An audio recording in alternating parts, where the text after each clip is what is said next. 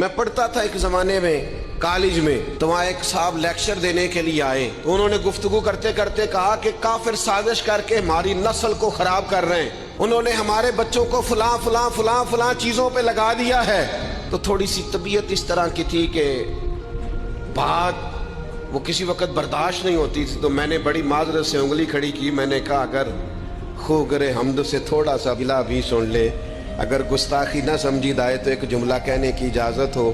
انہوں نے کہا بیٹا کہیے۔ تو میں نے اٹھ کے کہا حضرت کافر تو بڑی دیر سے سازشیں کر کے ہماری نسل کو خراب کر رہے ہیں، ہم تبلیغ کر کے ان کی نسل کو مسلمان نہ کر دیں، ہم حضور کا سچا دین بتا کے انہیں اپنے نبی کا غلام نہ کر دیں، وہ اپنا جعلی سودا بیچیں اور ہماری نسلوں تک پہنچ جائیں، تو ہم کتنے نکمے سیل مین ہیں کہ ہمارا اصلی سودا ان کے گھروں تک نہ پہنچے۔